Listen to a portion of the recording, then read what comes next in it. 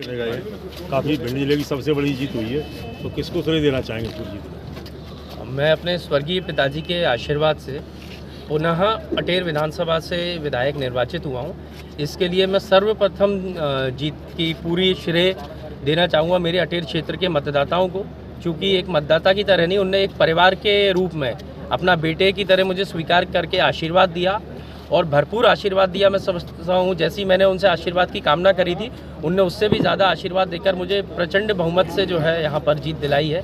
इसके लिए मैं उनके लिए आजीवन ऋणी रहूँगा अपनी जनता का, और जीवन भर उनके आभारी रहूँगा। मैं यही कहूँगा, उनके चरणों की धूल बन के आगे सेवा भी करूँगा उनकी। मध्य प्रदेश में बीजेपी की सरकार बन रही है भारी बहुमत से, ऐसे में आपकी यहाँ पर जीत अटेर में, तो कौन सा फैक्टर रहा जिसमें जीत का कारण? मैं अगर सच कहूँ तो मुझे लगता है एक तो जनता का मेरे परिवार, मेरे स्वर्गीय पिताजी से और मेरे परिवार से जो जुड़ाव था, एक कारण ये रहा।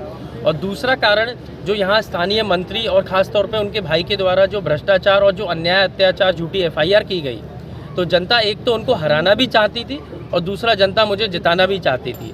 तो मैं समझता हूँ ये दोनों कारण बन करके एक बहुत बड़ी जीत में तब्दील हुआ है। पहला ऐसा कौन सा काम है अटेर के लिए आप करना चाहेंगे? मैं तो बहुत सारे कार्य जो करना चाहूँगा। सबसे पहले तो मैं, क्योंकि सरकार मेरी नहीं है, इसलिए मैं अब जो सरकार है, जो भी मुख्यमंत्री भारतीय जनता पार्टी जिसको भी बनाते हैं, उनसे मांग करूंगा कि अटेर क्षेत्र में गौशालाओं का निर्माण सबसे पहले शुरू किया जाए और उसके बाद ओवरब्रिज पुल बनना, क्योंकि यहाँ पे अटेर से डूब प्रभावित कई सारे गांव रहते हैं। ऐसी बहुत सारी समस्याएं हैं, तो उन सब के लिए मैं मांग करूँगा। और एक कोई ऐसी समस्या नहीं है, लेकिन गौशालाओं से मैं शुरुआत करूँगा। उसमें गौ सेवा भी होगी और हमारे किसानों के लिए भी वो सबसे बड़ी समस्या है, तो उसका निराकरण भी होगा। अटेर आज भी तहसील है, उसको आगे बढ़ाने के लिए नगर पालिका, नगर परिषद हो, उसके लिए कोई प्रयास हो? मैंने कांग्रेस सरकार में तो प्रस्ताव भेज दिया था, लेकिन भाजपा की सरकार आने के बाद उसको उन्होंने कचरे की टोकरी में डाल दिया था। क्योंकि अब मैं विधायक बन गया हूं, तो मैं सदन में आवाज़ उठा सकता हूं इस बात पे।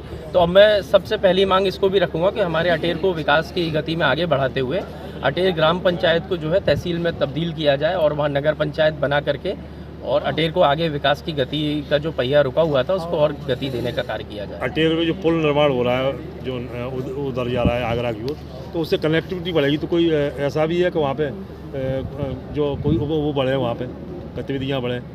निश्चित ही जब पुल बन जाएगा तो वहाँ गतिविधियाँ बढ़ेंगी। रोड साइड जो है टूरिज़्म भी बढ़ेगा, होटल खुलेंगे, लोग अपने अलग ज़मीनों के रेट बढ़ेंगे, वहाँ पर किसानों को लाभ मिलेगा। तो ये सारी चीज़ तो होंगी, तो इसलिए जितना जल्दी निर्माण कार्य होगा उतना जल्दी यहाँ क्षेत्र के मतदाताओं को लाभ मिलेगा। अधिकारी ज़्यादातर भिंड रहते हैं अटेर के, तो कोई प्रयास भी करेंगे? जब मुख्यालय वहाँ पे जो है अटेर में, वहाँ पे अगर सही से उनको सख्त हिदायत दी जाएगी तो वो वहाँ पे रहना भी शुरू करेंगे अधिकारी। और दूसरी चीज़, जब वहाँ पर नगर पंचायत बन जाएगी तो एक नगर पंचायत के चलते मुझे लगता है और जल्दी विकास भी होगा और अधिकारियों को वहाँ रहने की सुख सुविधाएं भी प्राप्त होंगी। अभी आप गोहद जो प्रत्याशी थे उनसे बातचीत कर रहे थे, तो वहाँ पे क्या स्थिति है गोहद की? जो रिकाउंटिंग हो रही है?